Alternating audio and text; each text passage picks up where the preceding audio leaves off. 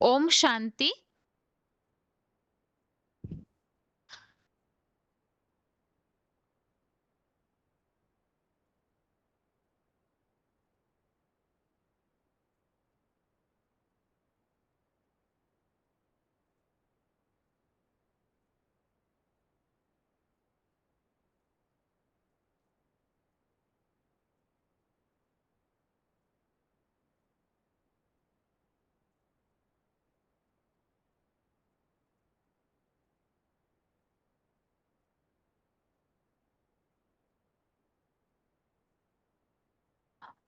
भगवत गीता श्लोक क्लास में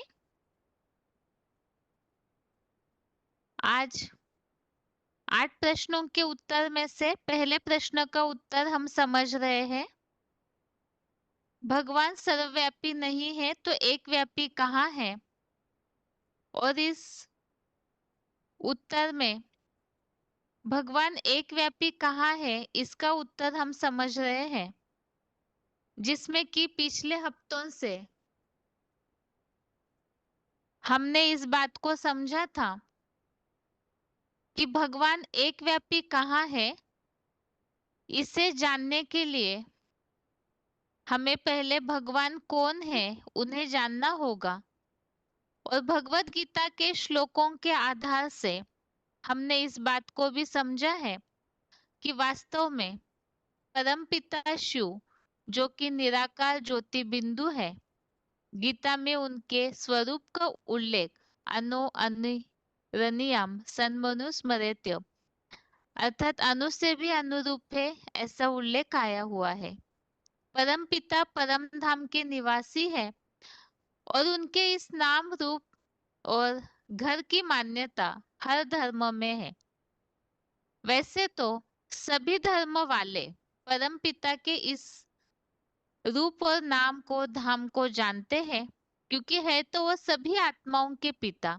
धर्म तो मनुष्यों के शरीर के आधार पर मनुष्यों ने स्वयं बनाए हैं, लेकिन परम पिता तो सभी आत्माओं के पिता है और सब धर्म वाले मनुष्य वास्तव में मूल रूप में आत्मा ही है।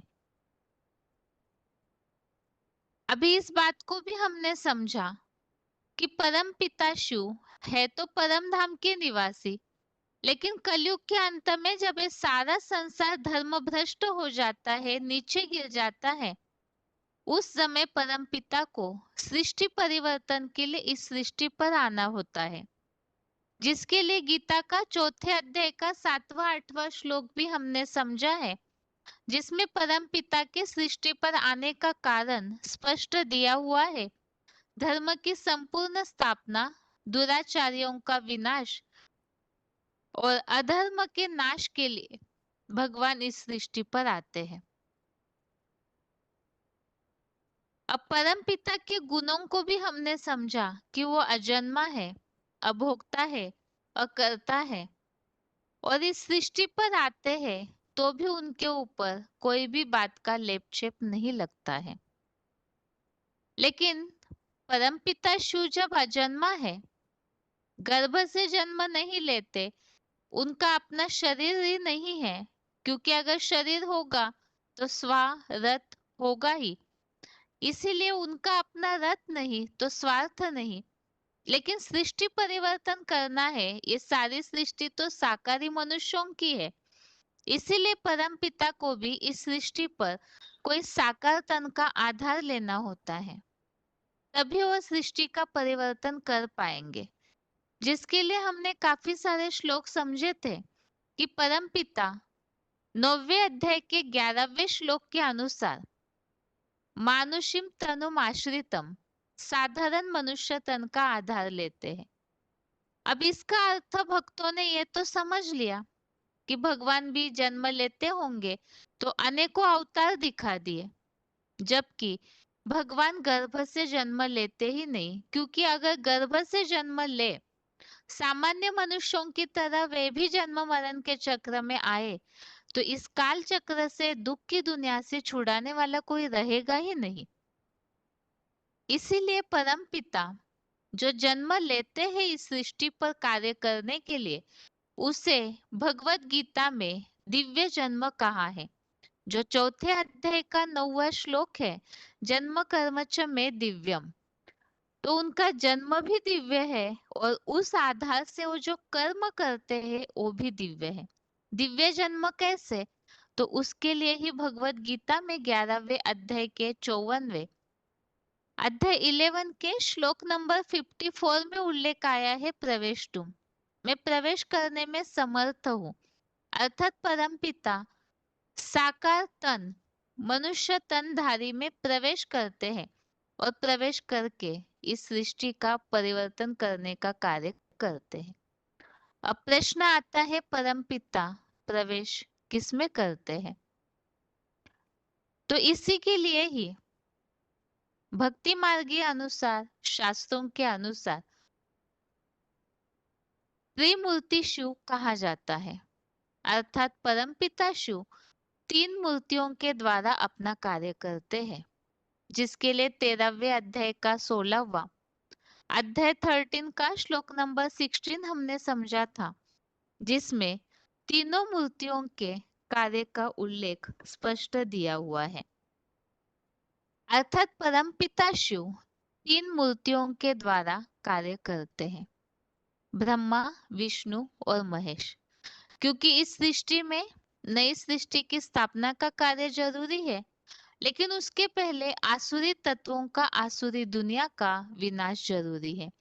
और फिर जो नई सृष्टि स्थापन होगी तो उसकी पालना भी जरूरी है। तो परम पिता के ये स्थापना, विनाश, पालना, ये तीनों कर्तव्यों के लिए 3 मूर्तियां निमित्त बनी हुई है, जो कि शास्त्रों में प्रसिद्ध है, ब्रह्मा, विष्णु और महेश अर्थात शंकर। अब परम पिता शिव ये तीनों मूर्तियों के द्वारा अपना कार्य करते हैं, जिसी के लिए ही शास्त्रों में इस बात का उल्लेख आया है। इन 3 मूर्तियों को मिलकर के ही कहा जाता है ओम। ओम अर्थात अ, उ, म। अ अर्थात ब्रह्मा, उ विष्णु, म महेश। और ये ओम अर्थात ही स्थापना, विनाश और पालना, ये तीनों कर्तव्यों की निशानी है। इसी से जुड़ा हुआ एक शब्द है ओमकार, अर्थात ही ये तीनों मूर्तियों का कार्य वो हो गया ओमकार। और ये ओमकार अर्थात 3 कार्य करने वालों का नाथ, वो हो गया ओंकार नाथ। तो आज की क्लास में हम इसी बात को स्पष्ट समझेंगे कि आखिर ओमकार नाथ अर्थात क्या है, और परमपिता शिव ये तीनों मूर्तियों के द्वारा कार्य करते हैं, तो क्या वे तीनों मूर्तियों के द्वारा प्रत्यक्ष होंगे या तो कोई एक के द्वारा ही? क्योंकि यहाँ वास्तव में मूल बात हम समझना चाह रहे हैं, भगवान एक व्यापी है, तो एक व्यापी किसके द्वारा और कब, कैसे और क्यों प्रत्यक्ष होते हैं? इसी के लिए आज की क्लास में हम समझते हैं सबसे पहले ओमकार नाथ का अर्थ।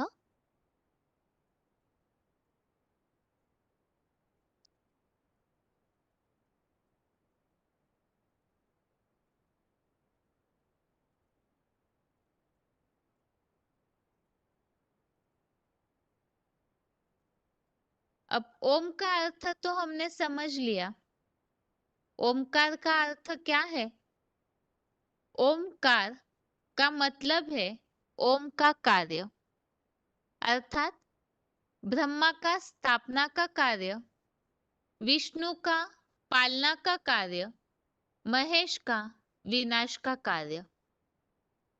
तो ये 3 कार्य ये हो गए ओमकार, अर्थात ओम का कार्य। 3 मूर्तियों का जो कार्य है वो हो गया ओमकार, और ये तीनों मूर्तियों का जो नाथ है वो हो गया ओंकार नाथ।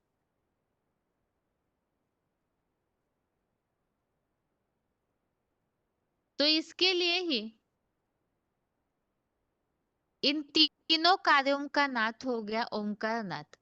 अब ब्रह्मा, विष्णु और शंकर के कार्य भिन्न भिन्न हो, परंतु इनके कार्य एक दूसरे से जुड़े हुए हैं, और कार्यों के साथ तीनों मूर्तियां भी जुड़ी हुई है। और इन तीनों मूर्तियों को जोड़ने वाली शक्ति कौन है? उन कार्यों को कल्याणकारी स्वरूप में जोड़े रखने वाली वह परम शक्ति कौन है? वह कल्याणकारी शक्ति ही वास्तव में ब्रह्मा, विष्णु और शंकर के होने का मूल कारण है। और वह परम शक्ति सिर्फ परम पिता परमात्मा है। तो ओमकार नाथ अर्थात इन तीनों कार्यों का नाथ।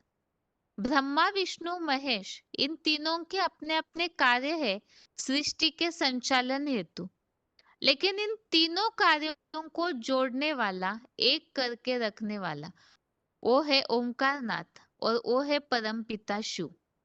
इसीलिए हमने शुरू में समझा था त्रिमूर्ति शिव कहे जाते हैं, अर्थात परमपिता शिव ही इन तीनों मूर्तियों के द्वारा कार्य कराने वाले हैं।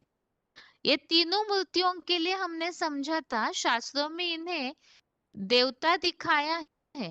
वास्तव में जब परमपिता शिव इस सृष्टि पर आते हैं तो सृष्टि पर कोई देवता होते ही नहीं है।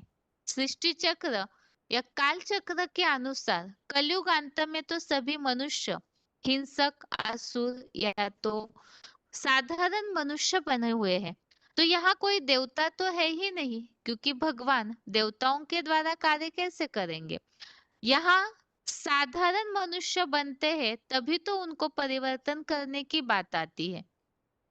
तो ये तीनों मूर्तियां वास्तव में कलयुग अंत में साधारण मनुष्य है, लेकिन परम पिता से पढ़ाई पढ़ करके वो सबसे फास्ट जाते हैं। इसीलिए तीनों मूर्तियां सबसे पहले देवता बनाते हैं अपने आप को भगवान के ज्ञान और राजयोग के द्वारा। तो इसीलिए ये सबसे पहले देवता कहलाए गए और शास्त्रों में भी इन्हें माना जाता है। और परम पिता शिव इन्हीं तीनों मूर्तियों के द्वारा सृष्टि परिवर्तन का कार्य भी करते हैं। तो इसीलिए इन तीनों को जोड़ने वाले हैं ओमकारनाथ। अभी आगे है,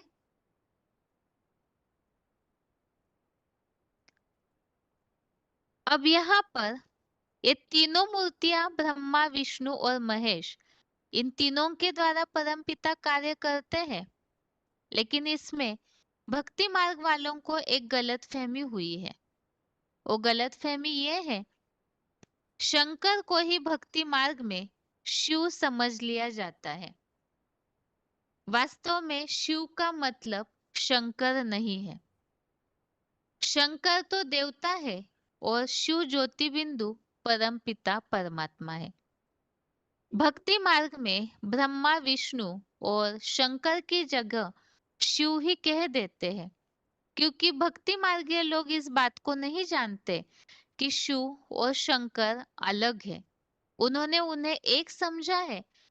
वास्तव में यहाँ पर शंकर देवता है और परमपिता शिव जो है वो तो भगवान है। शंकर के गुणों में, कर्तव्यों में और परमपिता में काफी सारा अंतर है। अब मंदिरों में परमपिता शिव ज्योति बिंदु स्वरूप है। उस ज्योति बिंदु का ही शिव समान जो महादेव बड़ा यादगार शिवलिंग पूजा की सुविधा अनुसार रखा गया है।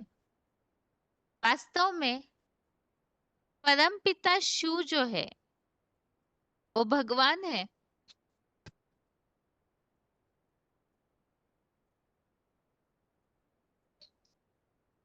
और शंकर देवता है। परमपिता शिव देवताओं को बनाने वाले हैं। तो जो देवता बनने वाले हैं उन बनने वालों में कोई बड़े से बड़ा देवता होगा, और कहते भी है देव देव महादेव। तो शंकर के लिए भगवान भक्ति मार्ग में गलतफहमी से कहाँ है, लेकिन वास्तव में गॉड इज ट्रूथ, सत्य एक होता है तो भगवान भी एक ही है। और शंकर जो है उन्हें महादेव, जितने भी देवताएं हैं उन सब की तुलना में महान देवता, बड़े से बड़ा देवता कहा गया है। वास्तव में शिव और शंकर अलग अलग है। शिव भगवान है और शंकर देवता है। परमपिता शिव के आगे कभी भी देवता शब्द यूज नहीं किया जाता है। शंकर को फिर भी देवता कहते हैं, लेकिन परमपिता शिव को हमेशा भगवान के रूप में ही पहचाना जाता है। लेकिन भक्ति मार्ग वाले इन सब बातों की गहराई को न जानने के कारण शंकर को ही शिव समझ लेते हैं। अभी इसी बात को समझना जरूरी है। वास्तव में हम ये बात समझ रहे हैं कि परमपिता शिव तीन मूर्तियों के द्वारा अपना इस सृष्टि पर कार्य करते हैं, तो क्या वो तीनों मूर्तियों के द्वारा प्रत्यक्ष होंगे? नहीं, क्योंकि अगर तीनों मूर्तियों के द्वारा प्रत्यक्ष होंगे तो भगवान फिर भी अनेक व्यापी ही होके रह जाएंगे।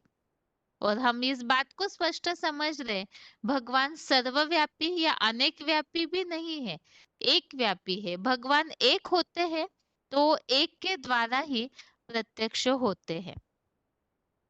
इस हिसाब से आज के क्लास में इसी बात को समझना है कि आखिर भगवान एक व्यापी है तो वो किस मूर्ति के द्वारा और क्यों प्रत्यक्ष होते हैं। आगे है,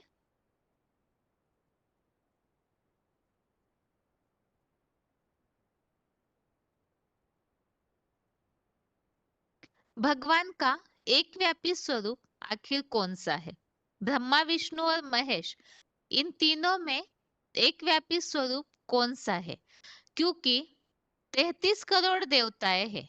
उन 33 करोड़ देवताओं में भी हमने समझा कि परमपिता शिव जो है वो त्रिमूर्ति शिव ही कहे जाते हैं। त्रिमूर्ति शिव है, 33 करोड़ शिव ऐसे नहीं कहते हैं। मतलब तीनों मूर्तियों के द्वारा परमपिता कार्य करते हैं। लेकिन इन तीनों मूर्तियों में भी वो किसके द्वारा प्रत्यक्ष होंगे? कौन है उनका वो साकार स्वरूप? क्योंकि सृष्टि परिवर्तन के लिए उन्हें कोई साकार चाहिए, तो वो स्वरूप कौन है? उस स्वरूप के लिए ही बोला गया है कि वो एक व्यापी स्वरूप। इसी के लिए ही यहाँ पॉइंट लिया हुआ है, वीसीडी नंबर 695 695। पॉइंट है त्रिमूर्ति कहा ना, तो त्रिमूर्ति में कोई मूर्ति तो बाप होगी। शंकर है बाप। शिव और शंकर को मिलाकर एक कर ही इसलिए दिया है कि ऊंचते ऊंच जैसे शिव, वैसे ऊंचते ऊंच देवताओं में शंकर है। ऊंचते ऊंच है, वो ऊंचते ऊंच में प्रवेश करता है। और शिव शंकर को मिलाई दिया है। शिव विष्णु को, शिव ब्रह्मा को मिला के एक नहीं किया है। क्यों?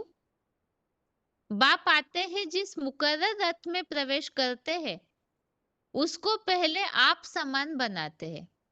आप समान किसको? भक्ति मार्ग में जो कर दिया है उसका कारण क्या है? विष्णु को इकट्ठा क्यों नहीं कर दिया? शिव ब्रह्मा को क्यों इकट्ठा नहीं कर दिया? शिव कोई भी 33 करोड़ देवताओं को इकट्ठा क्यों नहीं कर दिया? शिव का सिर्फ शंकर के साथ तालमेल क्यों बिठाई दिया?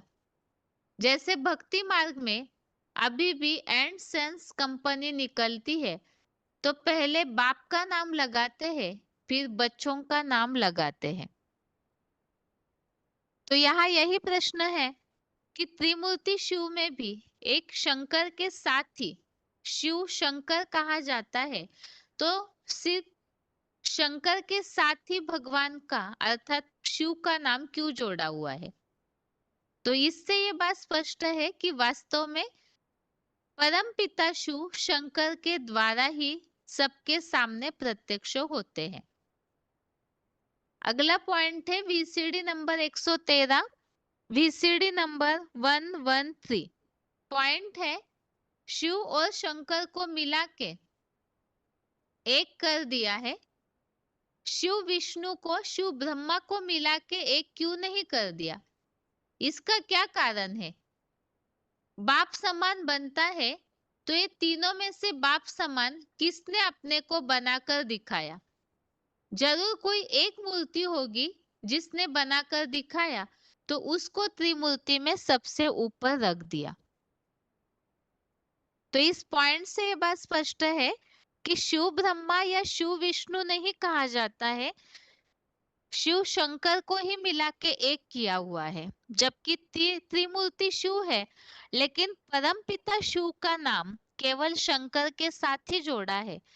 इसीलिए, क्योंकि शंकर के द्वारा ही परम पिता शिव इस सृष्टि पर प्रत्यक्ष होते हैं। अभी आगे है।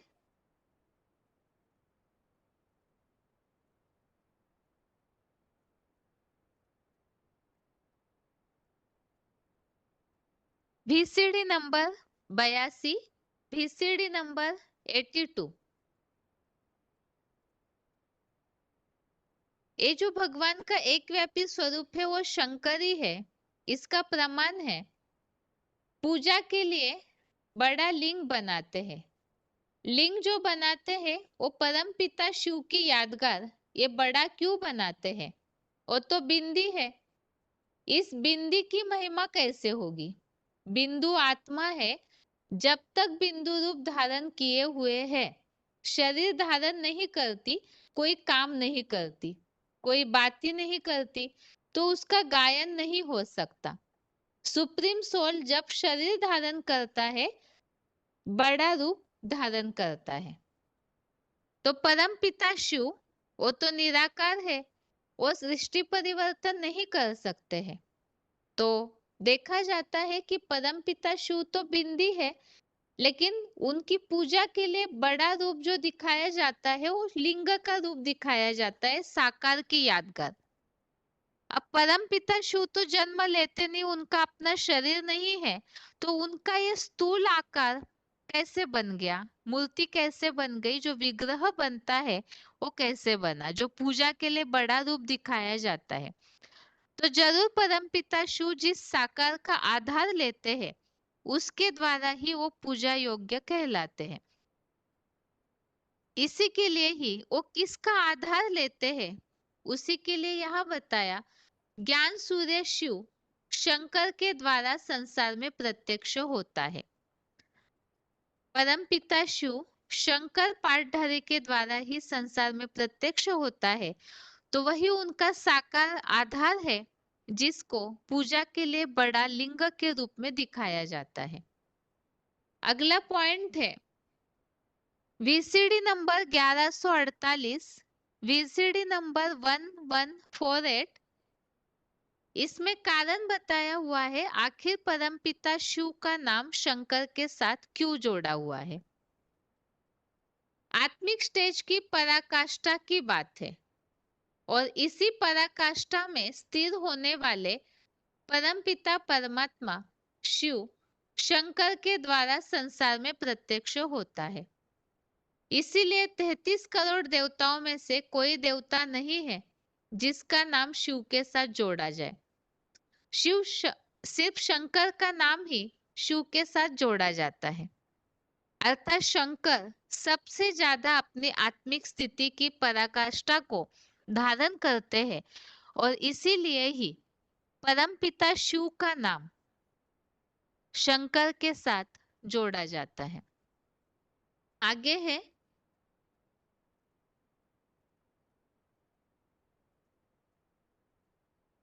वार्तालाप नंबर 696, डिस्कशन नंबर 696। जो 3 रूपों में प्रत्यक्ष नहीं हुआ है, क्या एक ही रूप में प्रत्यक्ष हुआ है, उसको कहते हैं अत्रि। नहीं तो त्रिमूर्ति शिव कहा जाता है, लेकिन शिव ब्रह्मा के रूप में प्रत्यक्ष हुआ क्या? नहीं। शंकर के रूप में भी संसार में तब प्रत्यक्ष कहा जाता है जब शंकर का याद का पुरुषार्थ पूरा हो जाए, तब कहेंगे बाप समान बेटा। शिव शंकर का नाम मिलाई दिया जाता है, नहीं तो सदा काल और मूर्ति भी नहीं है, और विष्णु में तो शिव प्रवेश नहीं करता, तो भगवान के स्वरूप होने की बात ही नहीं। तो कौन सा एक रूप है जो गॉड फादर के रूप में संसार में प्रत्यक्ष होता है? एक ही शिव शंकर का स्वरूप है। गॉड इज वन, तो गॉड का बच्चा भी वन कहा जाता है। बड़ा बच्चा तो एक ही होगा, बाकी तो नंबरवार है। ब्रह्मादेव, विष्णु देव, फिर देव देव महादेव।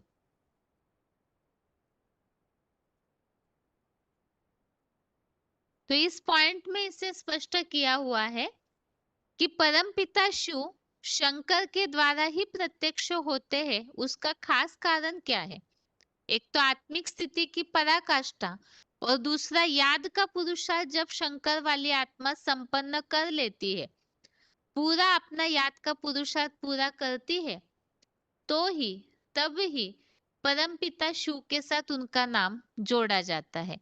अर्थात परमपिता इस सृष्टि पर जब आते हैं तो वो जो ज्ञान योग की पढ़ाई पढ़ाते हैं, उस पढ़ाई को सबसे पहले धारण करके वैसी अव्वल नंबर में स्थिति बनाने वाला शंकर है, और इसीलिए ही शंकर का नाम परमपिता शिव के साथ जोड़ा जाता है।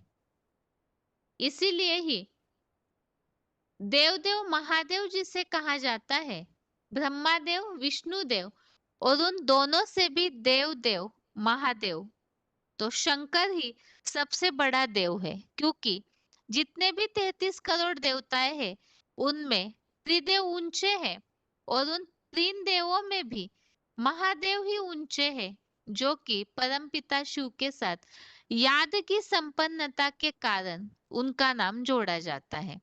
आगे है,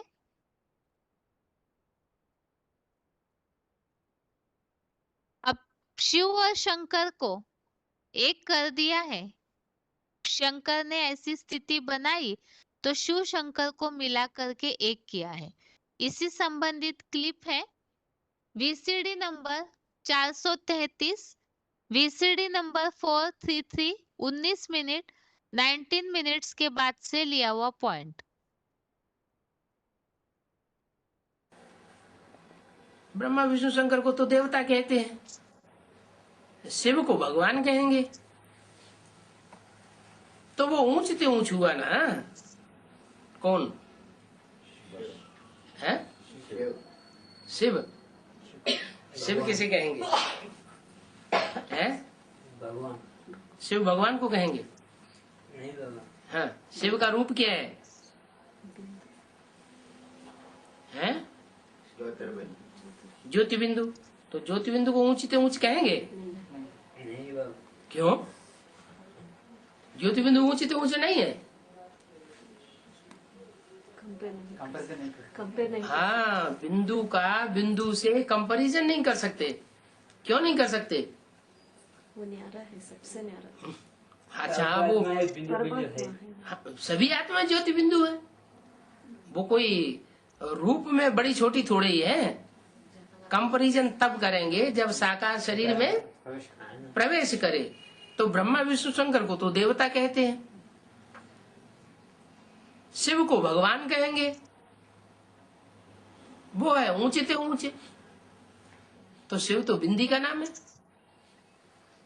बिंदी को ऊंचे ते ऊंचे कैसे कहेंगे? जब वो प्रवेश करे, साकार में हो।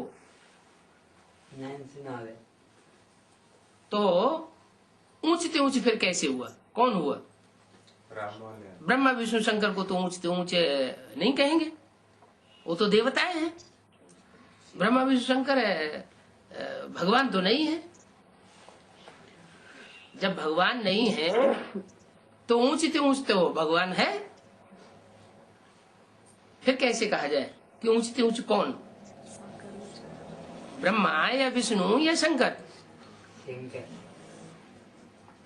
माना उन देवताओं में भी कोई ऊंचते ऊंच देवता है, भले उससे भी ऊंच भगवान है, लेकिन वो भगवान भी उस ऊंचते ऊंच देवता के द्वारा प्रत्यक्ष होता है।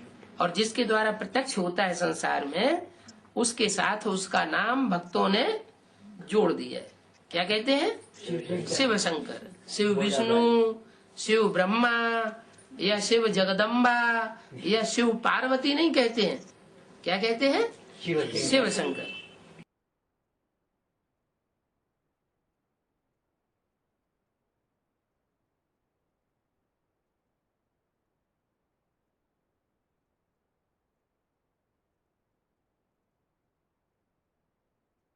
शंकर को मिला के एक किया है।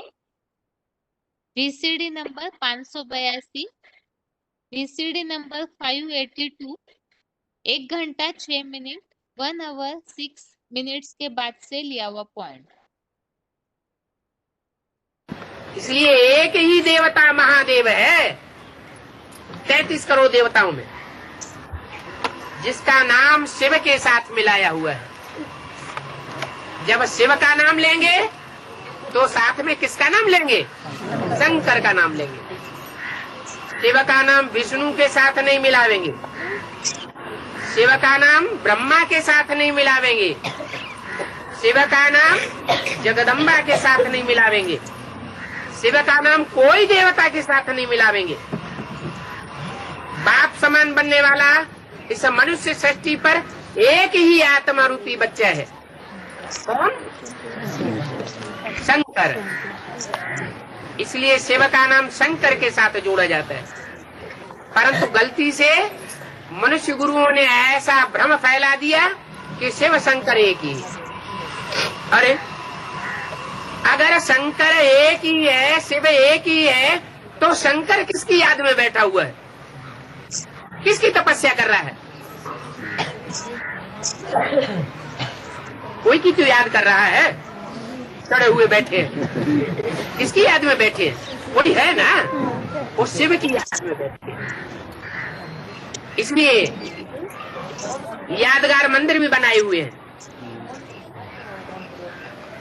पुराने पुराने जो शिव के मंदिर हैं, उनमें बीच में शिवलिंग होता है। आजू बाजू की दीवारों में देवताओं के चित्र लगे हुए हैं, उनमें मुख्य स्थान पर शंकर का चित्र होता है। शंकर साकार है, मनुष्य सब साकार होते हैं, देवताएं सब साकार होते हैं, और भगवान निराकार होता है। वो निराकार बाप शिव जब इस मुकर्रर रथ में प्रवेश करता है तो याद की तीव्रता के आधार पर वो शंकर बच्चा भी निराकार हो जाता है।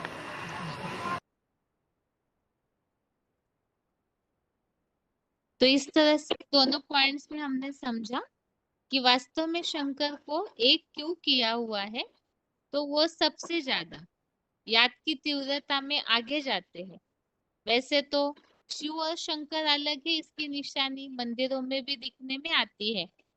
बीच में शिवलिंग दिखाते हैं, बाकी साइड में सारे देवता है, और उसमें भी शंकर को देवदेव महादेव ही कहा जाता है, लेकिन वो भगवान नहीं है। लेकिन याद की पराकाष्ठा के आधार से वो शिव समान अपने को बना लेते हैं, तो इसीलिए ही उस समानता की स्टेज उसी की यादगार में शिव शंकर को मिला के एक किया है।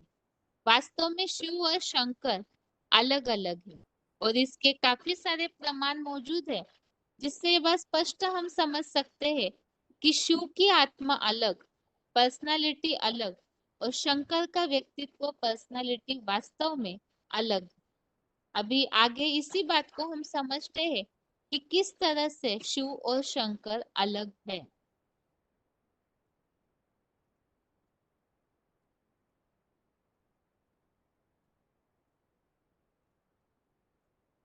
तो यहाँ पहला पॉइंट है VCD नंबर 246 246। नाम दो है शिव और शंकर, काम दो है।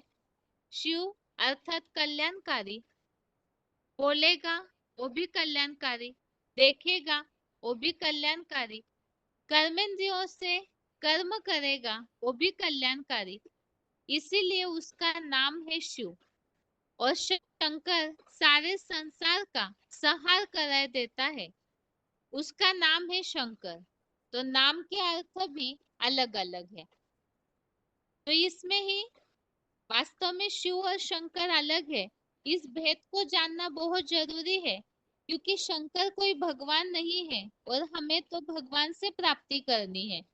तो इसीलिए शिव और शंकर किस तरह अलग है, इसका भेद जानना बेहद जरूरी है। इसमें हमने समझा कि शिव को सदैव कल्याणकारी कहा जाता है, और शंकर उनके लिए तो विनाशकारी के रूप में ही भक्ति मार्ग में भी मान्यता है।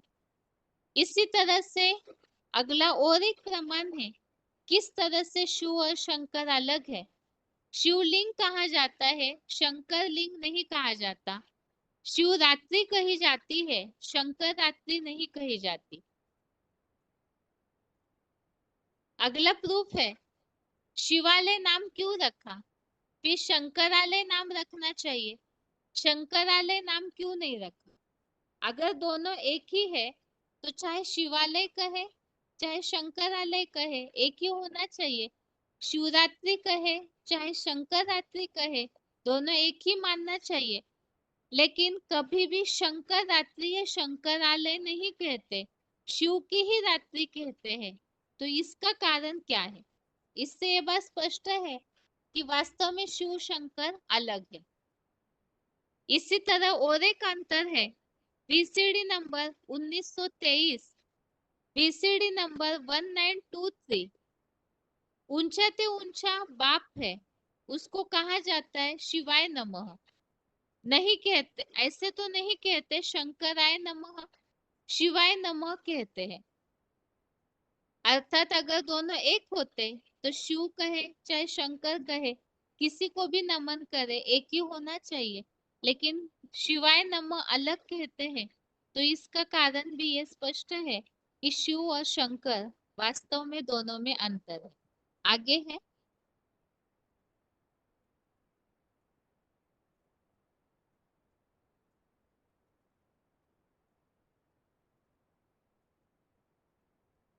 VCD number 1179, VCD number 1179। दो बेहद के बाप है, एक है आत्माओं का बाप और एक है मनुष्यों का बाप। दुखदाता कौन, कौन दुखदाता हो सकता है और कौन सुख दाता हो सकता है। शंकर को तीसरा नेत्र देते हैं, कहते हैं शिव नेत्र। शिव माना कल्याणकारी, अकल्याणकारी क्यों नहीं कहते। सदा शिव क्यों कहते, सदा शंकर क्यों नहीं कहते। भक्ति मार्ग में तो शिव शंकर एक ही समझते हैं ना, फिर सदा शंकर क्यों नहीं समझ कहते हैं। शिवरात्रि ही क्यों कहते हैं, शंकर रात्रि क्यों नहीं कहते, ये प्रश्न तो है ना। तो वास्तव में परमपिता शिव आत्माओं का बाप और मनुष्यों का बाप है महादेव शंकर। तो दोनों में अंतर है। इसीलिए ही जैसे कि सदा शिव कहा जाता है, शंकर नहीं कहते। तो इस भेद से भी और एक बात स्पष्ट होती है कि वो दोनों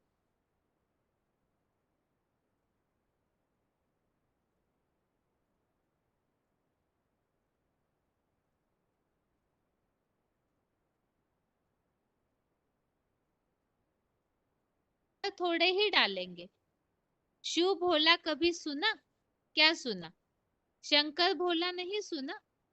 अगर सुना भी होगा तो ऐसे सुना होगा, शिव शंकर भोले भाले। कैसे सुना, शिव का नाम पहले शंकर का नाम बाद में। इससे क्या साबित हुआ, ये भोले भाले जो विशेषण जुड़ा हुआ है वो भोले किसके लिए, जिसका नाम पहले है वो भोला और जिसका नाम बाद में है वो भाला। कहते हैं शिव शंकर भोले भाले, तो भाला ये विशेषण सिर्फ शंकर के लिए ही थोड़े ही डालेंगे। तो इस बात में ये बात स्पष्ट है, भोले और भाले दो शब्द है, जिस तरह से शिव और शंकर ये दो शब्द है। तो परम पिता शिव वो तो सदैव कल्याणकारी है, इसलिए वो सदैव भोले है। और शंकर वो विनाशकारी देवता भी माना जाता है, इसीलिए वास्तव में वो भाले हैं। क्योंकि संसार के विनाश के लिए महादेव शंकर को इस तरह से कड़ा रूप अपनाना होता है। आगे है,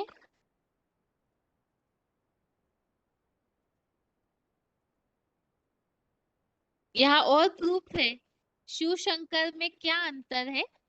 VCD number 85, VCD number 85। Shiv और शंकर का भेद तो अच्छी रीति समझा है। शिवलिंग कहा जाता है, शंकर लिंग नहीं कहा जाता। दूसरे देवता के साथ ऐसे नहीं कहा जाता, ब्रह्मालिंग विष्णुलिंग। किसके लिए कहा जाता है? शिवलिंग। शंकर लिंग क्यों नहीं कहा जाता? शंकर रात्रि क्यों नहीं कही जाती? शिव रात्रि क्यों कही जाती है? तो इसका क्या कारण है? शंकर को राजयोगी के रूप में दिखाया जाता है। क्या कहते हैं? योगियों का ईश्वर, कंट्रोलर। शिव के लिए ऐसे नहीं कहते हैं। अब शिव जो है वो तो भगवान है, उनको याद करने की क्या आवश्यकता है? यहाँ एक खास बात स्पष्ट होती है कि परमपिता शिव भगवान है और शंकर एक देवता है, जो कि कलयुग के अंत में साधारण मनुष्य होते हैं, तो उनमें परमपिता शिव प्रवेश करते हैं और प्रवेश करके अपना इस सृष्टि परिवर्तन का कार्य करते हैं। इसीलिए शंकर ने सबसे पहले उस पढ़ाई को धारण किया, तो उन्हें राजयोगी के रूप में दिखाया जाता है। और शिव जो है, उनको किसी से योग लगाने की आवश्यकता नहीं है। शिव तत्व ऐसा है जो न जन्म मरण के चक्र में आता है और न जन्म मरण के चक्र में किसी को डालता है जन्म देकर। बाकी जितने भी असुर चाहे देवताएं हो, वो स्वयं जन्म मरण के चक्र में आते हैं और जो आने वाला होगा वो दूसरों को भी लाएगा ही। तो एक खास बात बताई यहाँ शिव और शंकर के अंतर में। परमपिता शिव खुद जन्म मरण के चक्र में नहीं आते, तो किसी को डालते भी नहीं है। और जो देवताएं हैं वो जन्म मरण के चक्र में आते हैं और अपने संग के रग में और आत्माओं को भी खींच करके उनको भी इस तरह से करते हैं। यहाँ शंकर जो है, चाहे देवता है, वो जन्म मरण के चक्र में आते हैं, तो इस लिस्ट में शंकर महादेव भी है जो देवता है। तो वो साधारण मनुष्य बनते हैं तो जन्म मरण के चक्र में आते हैं। और परम पिता शिव जब कलयुग अंत में उनका आधार लेते हैं, तो वो और मनुष्य आत्माओं की तुलना में सबसे श्रेष्ठ पुरुषार्थी बनकर के याद में समान स्थिति को धारण करते हैं। तो इसीलिए ही वो पुरुषार्थ करके वैसे बनते हैं। और परम पिता शिव वास्तव में भगवान है, तो वो सदैव ही एवर प्योर स्थिति अपनी पहले ही उनकी है ही है और उनके द्वारा ही सभी उस शक्ति को, उस स्थिति को प्राप्त कर पाते हैं। आगे है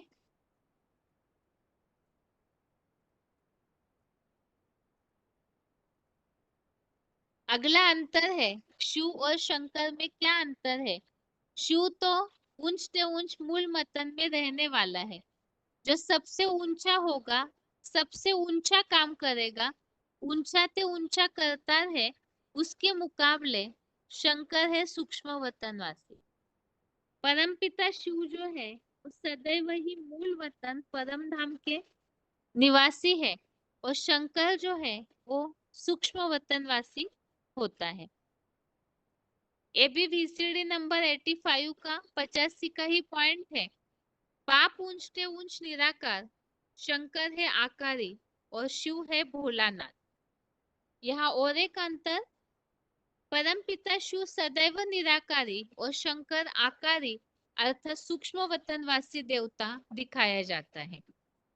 शिव है भोलानाथ, ज्ञान का सागर। शंकर को ज्ञान का सागर नहीं कह सकते हैं। तो अभी तक के पॉइंट्स में हमने काफी सारे अंतरों को समझा है, जिससे ये बात तो बिल्कुल स्पष्ट है, भक्ति मार्ग में गलत फहमी से शिव और शंकर को मिला के एक कर दिया है। वास्तव में शिव अलग है और शंकर अलग है। और इसी के लिए हमने अभी काफी सारी बातें समझी, जैसे शिवरात्रि कहते हैं, शंकर रात्रि कभी नहीं कहते, सदा शिव कहते हैं, सदा शंकर कभी नहीं कहते। शिवलिंग कहते हैं, शंकर लिंग कभी नहीं कहा जाता है।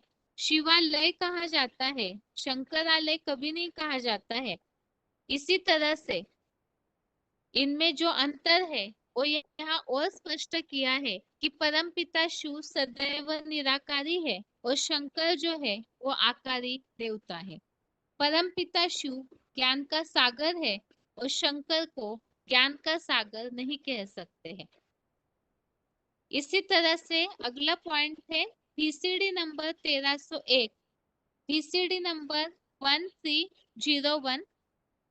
बाप का भी मर्तबा अलग है और ब्रह्मा विष्णु शंकर का अलग है। कहते भी है ब्रह्मा देवताय नमः, विष्णु देवताय नमः, शंकर देवताय नमः। अब शंकर को देवता कह देते हैं, शिव तो परमात्मा है ना, तो अलग अलग हुए ना, एक तो नहीं है। अब देवता और परमात्मा दोनों को मिलाकर शिव शंकर कैसे कहेंगे, दोनों अलग अलग है ना। तो यहाँ बताया हुआ है कि वास्तव में परमपिता शिव भगवान है और शंकर जो है वो देवता है। शिव परमात्मा है, सबसे ऊंचे है। तो इससे ये बात स्पष्ट है कि शंकर और शिव में खास अंतर, शंकर देवता है, भगवान नहीं, और परम पिता शिव जो है वो भगवान है। इसी के लिए हमने देवता और भगवान के अंतर वाले श्लोक भी समझे थे, जिससे ये बात स्पष्ट होती है कि वास्तव में भगवान की प्राप्ति में अंतर है। भगवान ऊंचते ऊंचे, तो उनसे जो प्राप्ति होती है वो ऊंचते ऊंची होती है। इसके लिए 7वें अध्याय का 23 और 9वें अध्याय का 25वां श्लोक हमने समझा था, जिसमें देवताएं और भगवान में अंतर है ऐसे स्पष्ट किया हुआ है। 7वें अध्याय का 23वां श्लोक है अध्याय 7 का श्लोक नंबर 23, जिसमें देवताएं और भगवान अलग है, ये बात स्पष्ट हो रही है।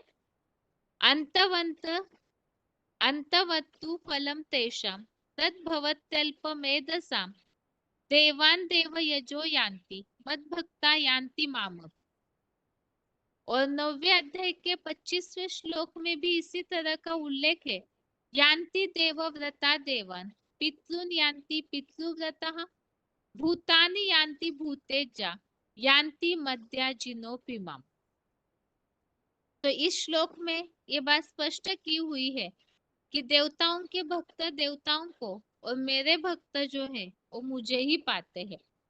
तो देवताओं के भक्त अलग है और परम पिता के भक्त अलग है, तो जरूर देवताएं जो है वो भी अलग, भगवान अलग है। तो इस अनुसार ही शंकर देवता है, उन्हें इतना ऊंचते ऊंच नहीं कहेंगे जितना ऊंचते ऊंच परम पिता शिव है। वो गॉड फादर है और सबके पिता भी है। आगे है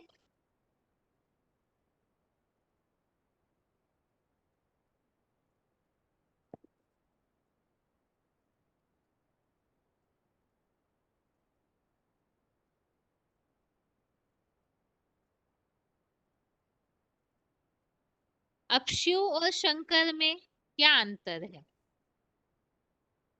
शिव और शंकर में अंतर है, अभी तक हमने इस बात को समझा। जो भी उल्लेख भक्ति मार्ग में मिलते हैं उससे ये स्पष्ट हो रहा है कि शिव और शंकर में अंतर है। वो अंतर जैसे शिवरात्रि कहते हैं, शंकर रात्रि नहीं, शिवालय कहते हैं, शंकरालय नहीं, तो ये जरूर अंतर है, तभी तो ऐसी बातें आई हुई है ना। अब अंतर क्या है, इस अंतर के लिए ही हम पॉइंट समझते हैं। VCD number 308, VCD number 308। Shiv बाप सदाशिव कहा जाता है।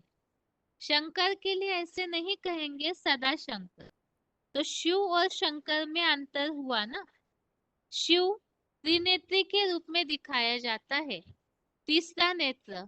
शंकर नेत्र कोई नहीं कहता, क्या कहते हैं, शिव नेत्र। तो शिव बाप ही है जो कभी देह धारण नहीं करते, देह में उनका अटैचमेंट नहीं हो रहा है। अगला पॉइंट है वार्तालाप नंबर 862, डिस्कशन नंबर 862। शिव और शंकर में इसीलिए अंतर दिखाया है, शिव सदाशिव कहा जाता है, शंकर थोड़े ही सदा शंकर कहा जाता है। जो शंकर है वह सदैव शंकर है क्या, सदैव देवता है क्या। शिव तो सदाशिव है, वह तो सदैव ही शिव है। शिव माने कल्याणकारी। शंकर के शब्द के आगे, नाम के आगे सदा शंकर क्यों नहीं लगाया जाता?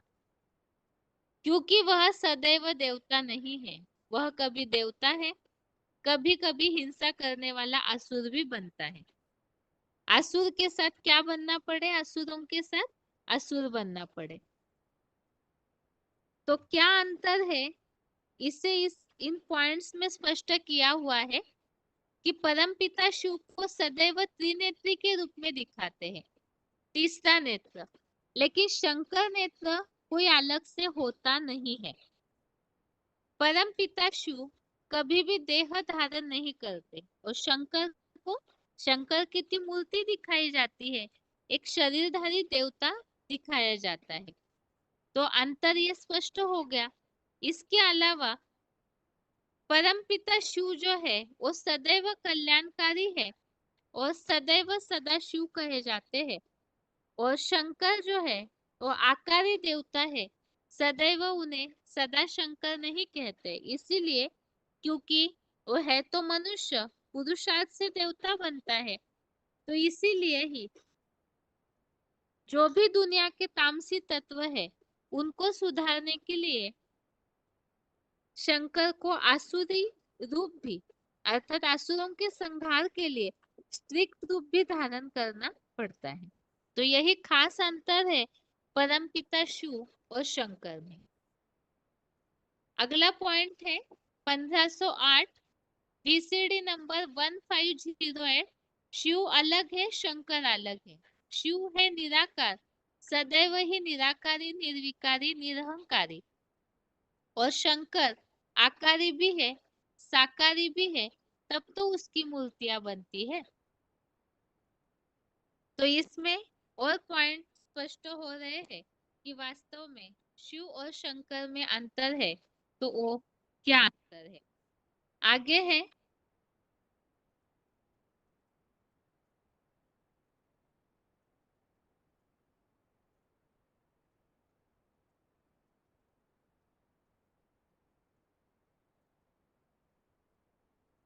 शिव और शंकर में अंतर के लिए ये पॉइंट है वीसीडी नंबर 85, वीसीडी नंबर 85 का 4 मिनट 4 मिनट्स के बाद से लिया हुआ पॉइंट है। कोई भोलानाथ हो सकता है। अगर कभी कल्याणकारी है, कभी शिव है, कभी अशिव है, तो उसे भोलानाथ नहीं कहा जा सकता। शिव शंकर का भेद तो अच्छी रीति समझा है। क्या भेद है? शारीरिक रूप से भेद है या आत्मिक रूप से भेद है? हैं? शिव और शंकर में आत्मा के हिसाब से भेद है या शरीर के हिसाब से भेद है? व्यक्तित्व के हिसाब से भेद है? व्यक्तित्व के हिसाब से भेद है। पर्सनालिटी तो एक ही है। भक्ति मार्ग में भी कहते हैं शिव शंकर पर्सनालिटी से एक है, लेकिन आत्माएं दो अलग अलग है। शंकर को तीसरा नेत्र दिखाया जाता है। वो तीसरा नेत्र कौन सा नेत्र कहा जाता है? शिव नेत्र। वो शिव नेत्र हमारे तुम्हारी आंखों की तरह सीधा सीधा ऐसा नहीं होता है। कैसा होता है? नहीं, खड़ा हुआ। देखा है ध्यान से? क्यों खड़ा हुआ दिखाते हैं? क्योंकि वो सदैव ही 24 आवर्स आत्मिक स्टेज में खड़ा रहता है। कौन? शिव या शंकर?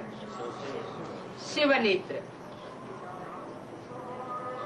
बाकी सभी देवताओं को अपने अपने नेत्र होते हैं। ब्रह्मा को भी अपने नेत्र हैं, विष्णु को भी अपने नेत्र हैं, ऐसे ही शंकर को भी अपने नेत्र हैं। लेकिन वो सदैव खड़े हुए नहीं है।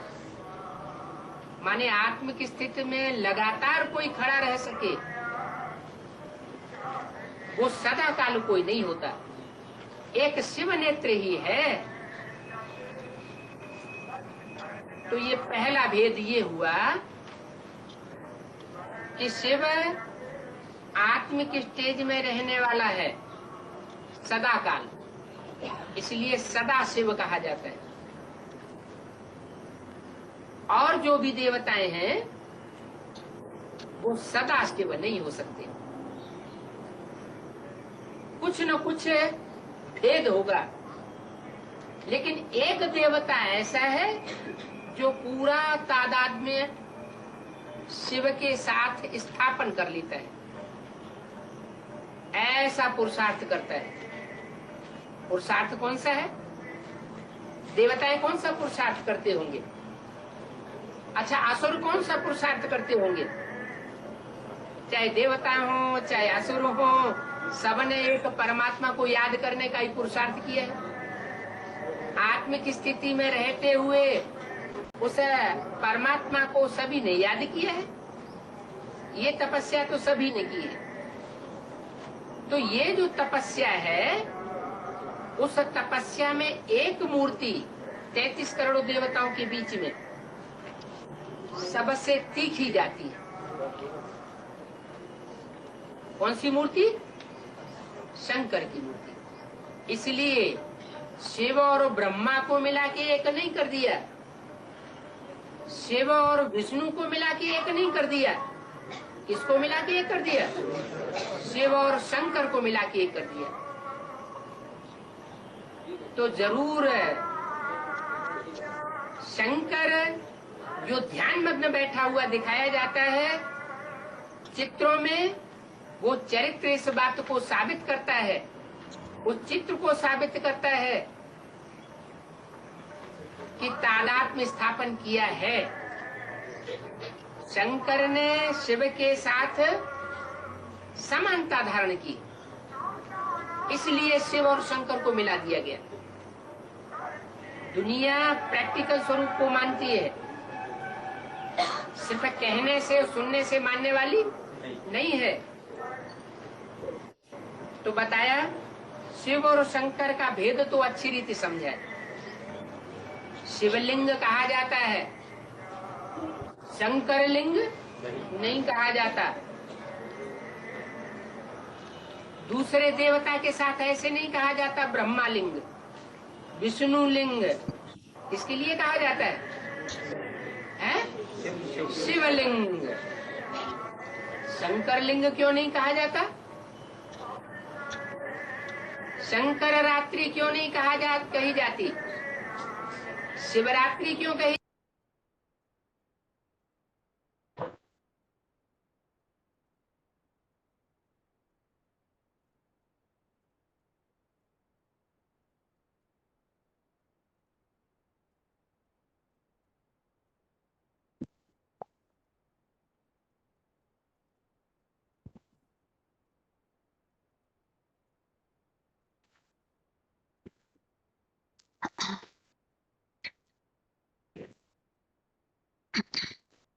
आगे है VCD number 85 13 minute, BCD number 85 13 minutes के बाद से लिया हुआ पॉइंट।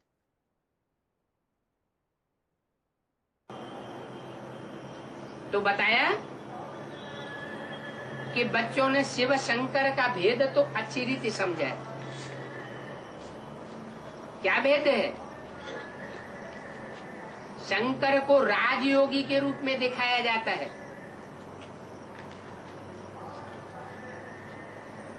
क्या कहते हैं? योगेश्वर, योगियों का ईश्वर, कंट्रोलर।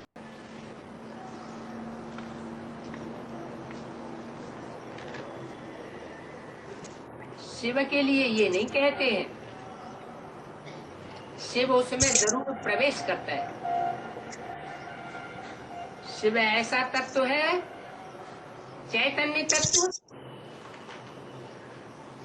जो कभी जन्म मरण के चक्र में नहीं आता। बाकी जितने भी देवता हैं वो सब जन्म मरण के चक्र में आते हैं। कोई कहे शंकर को तो नहीं कहा जाता है कि वो जन्म मरण के चक्र में आता है। वो बात वास्तव में एक रहस्य की है, समझने की बात है।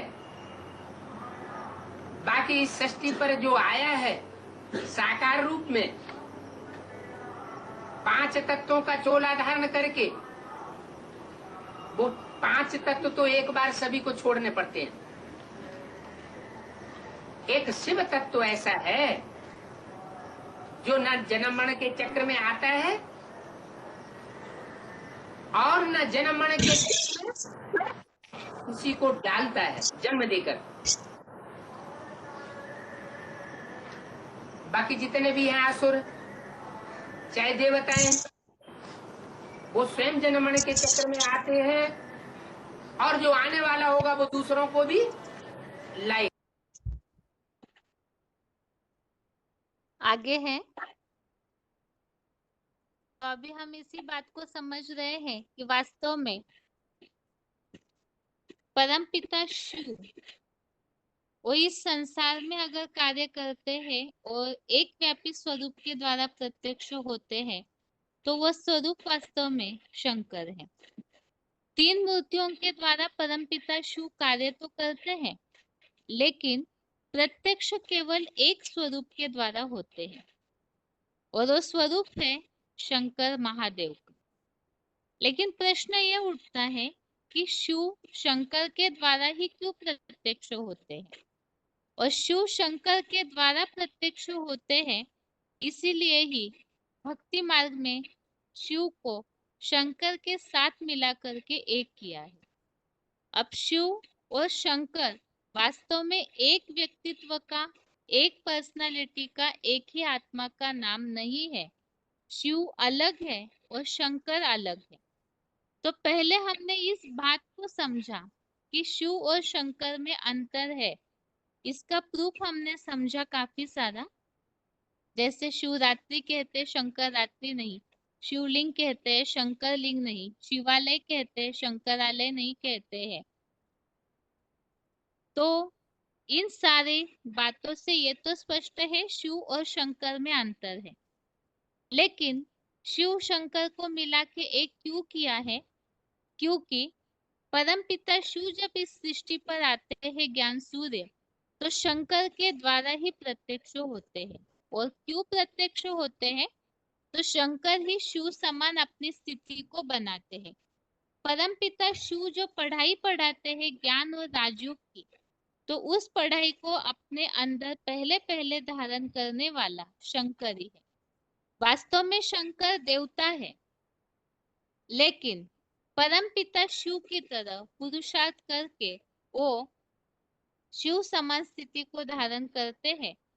तो याद की संपन्नता के आधार पर जो स्थिति वो शिव जैसी बनाते हैं, तो दुनिया के सामने जब वो स्वरूप प्रत्यक्ष होता है तो अंतर लोगों को समझ में नहीं आता।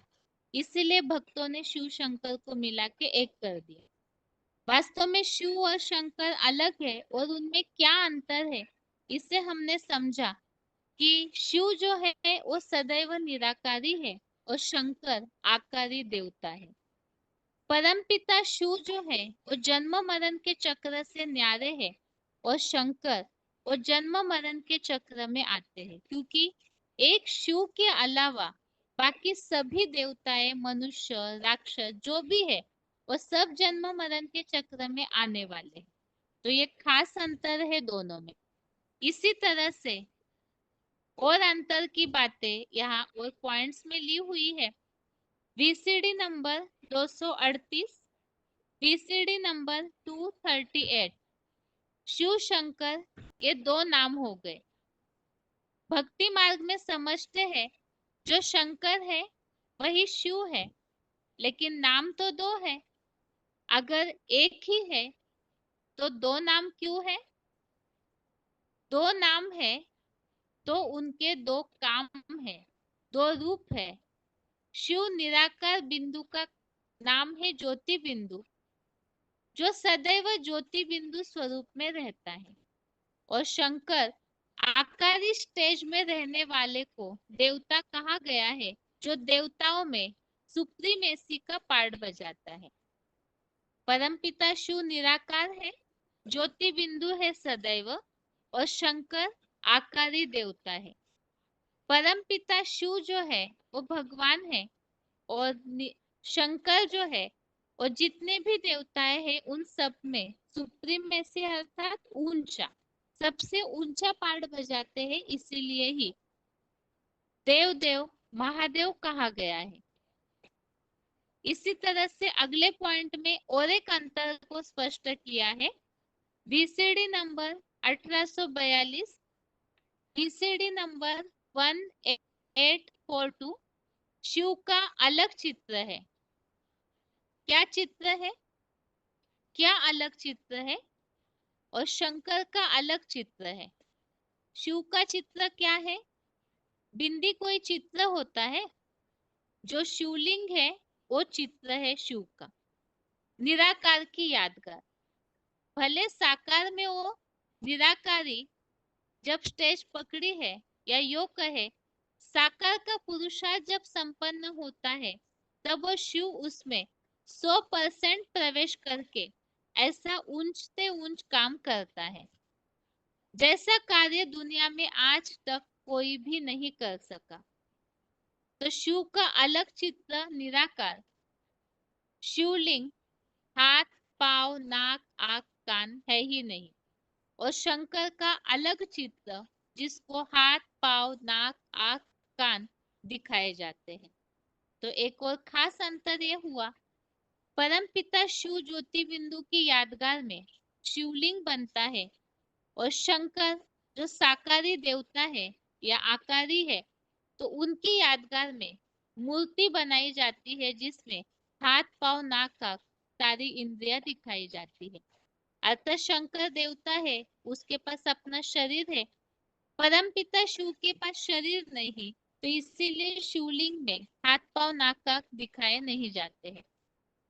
अब परमपिता शिव वास्तव में हो तो पूज्य या पुजारी कुछ बनते ही नहीं, लेकिन उनकी पूजा कब की जाती है?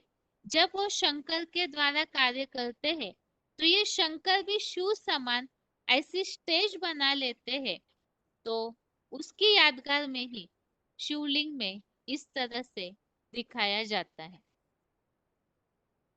तो आज के क्लास में हमने इन मुख्य बातों को समझा है कि वास्तव में परमपिता शिव सबसे ऊंची सर्वोच्च शक्ति है,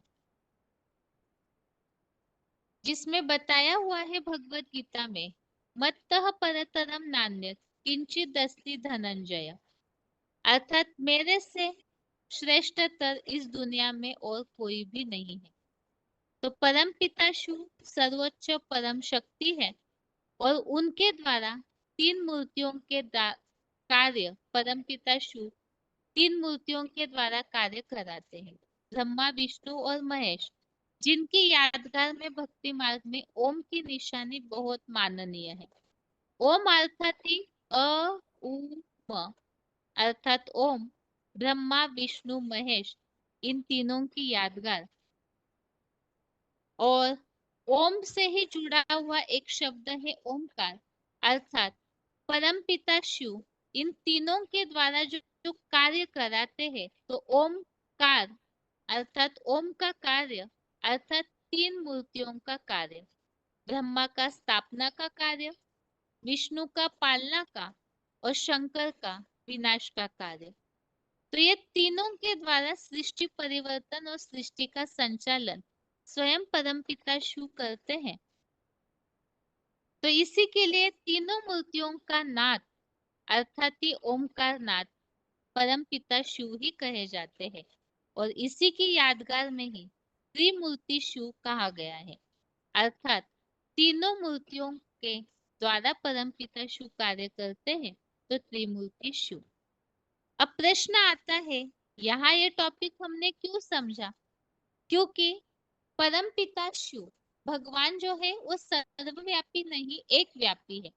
अब एक व्यापी को ढूंढने के लिए हमने भगवान के परिचय को समझा, उनके कार्य को समझा, क्योंकि वो एक व्यापी स्वरूप है तो किस कारण वो स्वरूप बनता है? कार्य के लिए। वो कार्य के आधार से ही भगवान माने जाते हैं। इसीलिए भगवान के कार्य से जुड़ी हुई बातों को हमने समझा।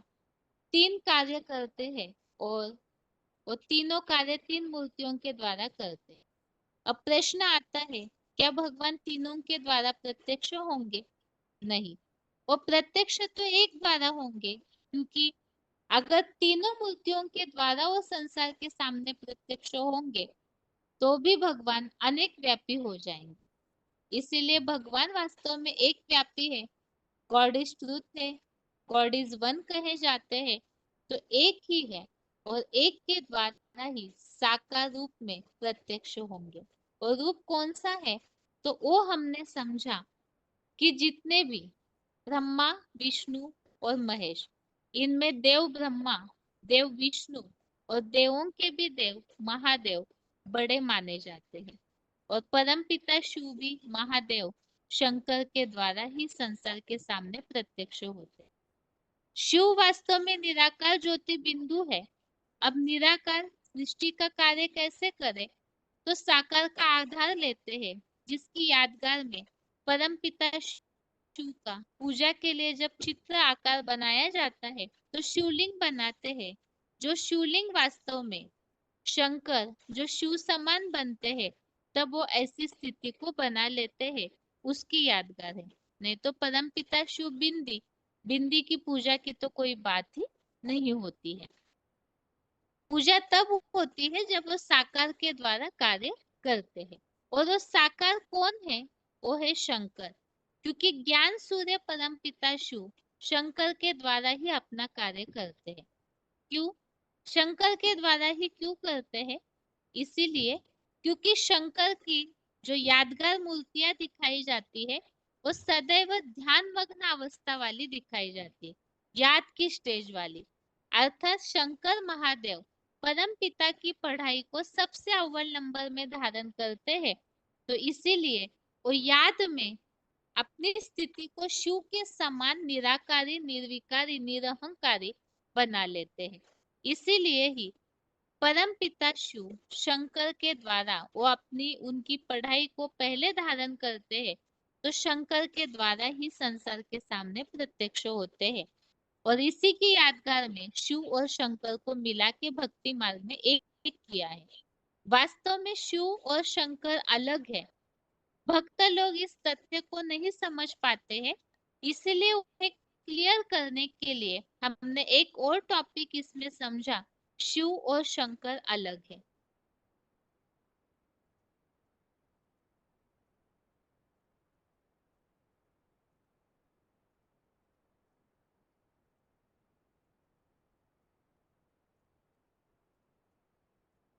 लेकिन कभी भी ऐसे नहीं कहते। शिवालय कहते हैं, शंकरालय नहीं।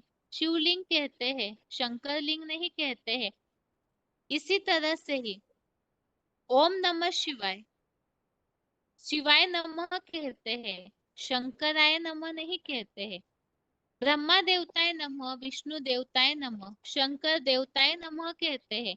और शिव को शिव परमात्माय नमः कहते हैं। तो शंकर के लिए जैसे परमात्मा नहीं, वैसे शिव के लिए देवता नहीं कहा जाता। तो इससे यह स्पष्ट है कि वो दोनों वास्तव में अलग है। और इसी की तरह जब ये अंतरों को हमने समझा और साथ में ही जैसे परम पिता शिव जो है वो निराकारी है सदैव ही, इसीलिए सदा शिव कहे जाते हैं। शंकर के लिए सदा शंकर नहीं कहते, क्योंकि शंकर वास्तव में है तो मनुष्य, लेकिन परम पिता के कार्य को अव्वल नंबर में करने वाला और पढ़ाई को धारण करने वाला वो ऊंचा देवता है। इसीलिए ही वास्तव में सदाशिव नहीं कहते हैं, सदाशिव, लेकिन सदा शंकर नहीं कहते, क्योंकि वो मनुष्य भी बनता है तो अंत में असुर बन के सृष्टि के संहार के लिए भी वो कार्यरत होते हैं। इसीलिए ही परमपिता शिव सदैव ही कल्याणकारी है और शंकर जो है वो संहारकारी, विनाशकारी देवता माने जाते हैं। तो इतने सारे काफी अंतर परमपिता शिव और शंकर में है ही। लेकिन दोनों को मिला करके एक इसलिए किया क्योंकि शंकर ने परमपिता शिव समान अपनी स्थिति को बना लिया है। शिव वास्तव में सदैव निराकारी है और शंकर आकारी देवता है। शिव को कभी भी कोई तपस्या वगैरह करते हुए नहीं दिखाते क्योंकि वो संपन्न है, और शंकर को तपस्वी रूप में भी दिखाया जाता है। अगर शंकर खुद ही शिव या भगवान होते, दोनों एक ही होते, तो शंकर को किसकी तपस्या करते हुए दिखाया है? वास्तव में वो पढ़ाई पढ़ रहा है, पुरुषार्थी है, तो तपस्वी चित्र दिखाए जाते हैं। और शिव, वो तो सदैव बने बनाए हैं, वो क्षरित होते नहीं, नीचे गिरते नहीं, इसीलिए उनका ऐसा कोई यादगार है ही नहीं, तो इसीलिए वो सदा शिव है। तो इतने सारे काफी अंतर है, और इससे ये तो स्पष्ट है शिव और शंकर दोनों अलग है, लेकिन स्थिति बनाने के कारण दोनों को एक किया है, और शंकर ही शिव को साकार में प्रत्यक्ष करने के इस सृष्टि पर निमित्त बनते हैं। तो आज की क्लास में हमने एक व्यापी स्वरूप शंकर है इसे समझा है। अगले क्लास में इससे संबंधित और कुछ बातें बाकी है जिसे हम अगले हफ्ते के बेसिक कोर्स में समझेंगे। अभी आज के लिए गीता क्लास में 8 प्रश्नों में से पहले प्रश्न का उत्तर यहाँ तक ही पूरा कर रहे हैं। ओम शांति।